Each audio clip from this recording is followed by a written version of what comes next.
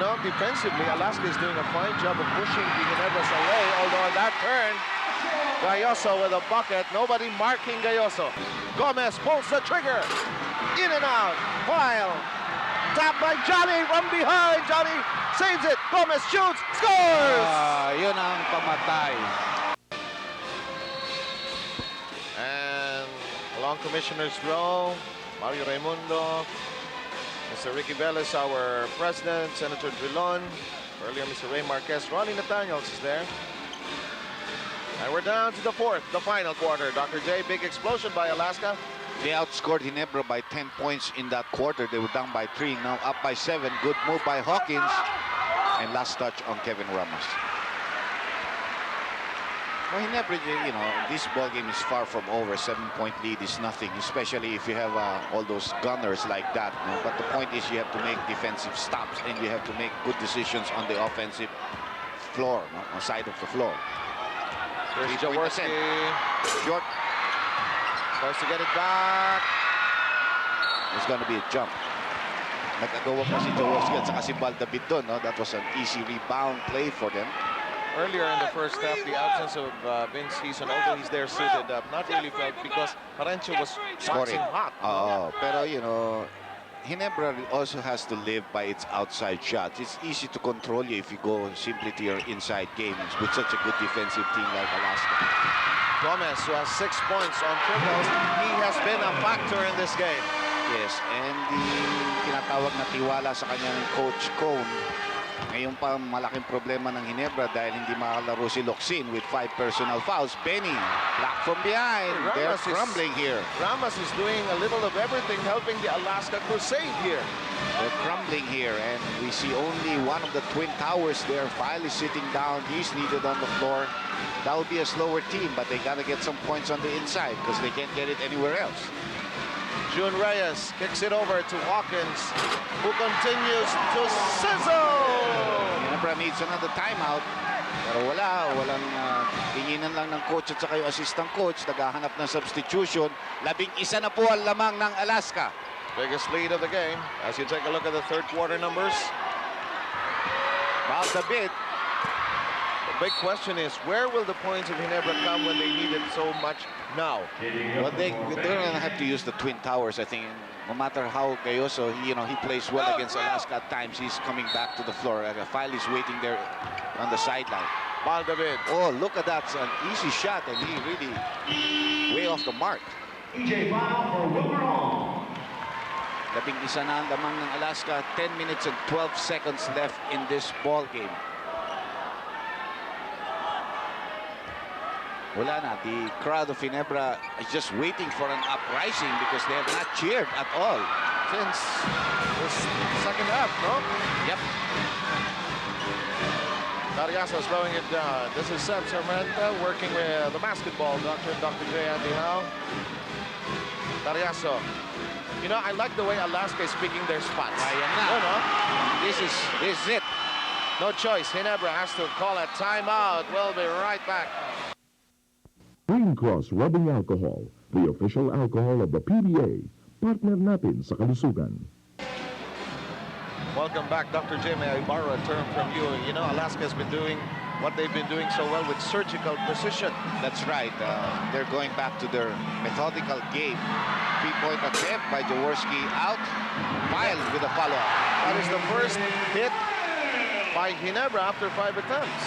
And, you know, they needed that basket very badly to stay in the ball game. They're still down by 11, but there's 9 minutes and 25 seconds. You know, that's an eternity of basketball, but they've got to stop Carriazo. And the follow-up shot. The intensity, it's like Ginebra has not been in the finals for so long, but it's Alaska showing intensity, you know. That's almost a backing violation there, Muntinda, Yes. no? Naku. Look at this. Alaska bouncing on every opportunity. Carriazo cuts up the inside. Nothing there. Aquino blocks the rebound. David on a fast clip. Goes all the way in. David going to the free throw line on that foul. How much longer will Noli Locsin be sitting on that bench? 5 fouls or no 5 fouls before this game gets over, you know. And Johnny's also in there. Georgia's resting Ngayon, papasok na rin sila. Alam mo, talagang kailangan tawagin ng Ginebra ang kanilang second win, no? Kasi at this point, pagka malaki na yung lamang, bumibigat yung lakad mo sa floor, bumibigat ang takbo mo, eh. Saka yung teamwork nawawala. You know, Oo. the teamwork that got them to this opportunity to play. Locsin is coming in for Jaworski. Si Jojo for Cariaso, si Johnny for Jun Reyes, all the big guns. Back in action. Well, not necessarily in a player like Gomez, pero nakakatulong siya. So why not? Diyan ka muna, no? Excited din yung batang yan. Oo. And Ramas really has played well, no? So that's the only player that Alaska picked up this year. Yes, no picking up in the draft. No opportunity to really draft. Exchange that player, their draft choice to Pepsi for that player, Yes. for Ramas. Johnny, way off the mark. Medyo pilit. yes. Wala sa tempo. Bibigyan pa nila ng konting buhay yan. 3-point shot by David. Wala. David, medyo he should tone down on his shooting because hindi talaga pumapasok. Pero he's so eager also, being so excited to stay, to keep his team alive. He's been taking bad shots. Kung x-rayin mo ngayon yan, siguro punong-puno ng adrenaline. Oh, sumosobra. Sumosobra nga. Locsin's playing so far out from the basket. You know, defensively, Alaska is doing a fine job of pushing the Ginebras away. Although on that turn, Gayoso with a bucket. Nobody marking Gayoso. Well, they had a couple of taps before they were able to get the ball. So it's just down to 9 with 8 minutes left. Alam mo, matagal ang basketball. Hindi natatapos yan. Minsan gusto mo na matapos. But Limosa hits the 3. You get the feeling that Alaska wants to be where it's most familiar at, the finals. Remember, they lost last year in the 7th game. They were leading, as a matter of fact, Yes. in that game. Except for that one great shot that Tim Cone was talking about by a very Meneses. great player. Who won the MVP last year. Alam ko, Chot is gonna be a little bit nervous if he has to play Alaska. Mabigat na team mo. Gomez pulls the trigger. In and out. While tap by Johnny from behind. Johnny saves it. Gomez shoots. Scores! Yun ang pamatay. Yun ang, kita mo, wala nang gusto maglabas ng bola. That's Wala mo maagawan yes. si File. That's a backbreaker, a spirit breaker. And the clock continued to run. File just walked away, never came back and threw in the ball. There is no leadership on the floor right now. 82-68. This is the biggest lead of Alaska. 14.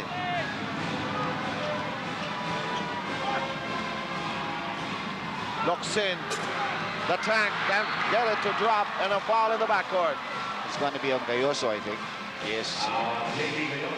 There's this play, Broadway play, Oliver, and there's that part where there are the pickpockets. Fagan and these pickpockets, and Johnny can pick a pocket or two. That's a couple of times that has already happened against File in this ball game. If I count myself correctly, 3 beses na nangyayari sa kanya yan.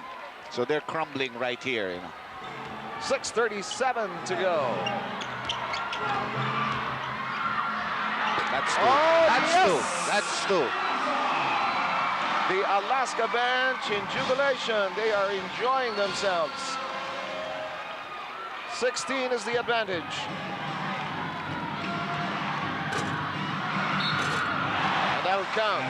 One of the problems when Alaska erects a lead is that it's one of the teams that knows how to protect a lead. Yes. Mahirap basta't agaw-agawin yan, no? Especially with a good point guard like Johnny. He knows how to control. That was the biggest thing. I think Noli Locsin getting into foul trouble in the 3rd quarter. When he had to sit down, nasira talaga ang kanilang lineup dun sa loob. That consistent scorer and people beginning to take bad shots from the outside. But like I said, the game's not over if the concentration was there. Pagka yung rotation nila nasira talaga, ano? 13-point lead, 6:07 left in this ball game. Look at the dismal shooting of Ginebra on your screens. Yes. Well, Alaska 7. Oh, big break again. Another chance to get themselves back. Cariaso, the culprit, 4 fouls. Papalik na naman si Hawkins. Napahinga ng mga 2 minuto. Papalitan si Wino, who has been in foul trouble. Medyo marami-rami na rin ang foul trouble, ano? Yes. Pero mas marami on the part of Ginebra. bigger effect on them when Locsin picked up the 5th foul, then Baldavid 4th foul. Cayoso takes a look inside. 12 seconds on the Ginebra shot clock. Pinakawalan ng 3. Ayaw. Very, very bad shot selection. The pass was there. The post-up play was waiting for him to pass.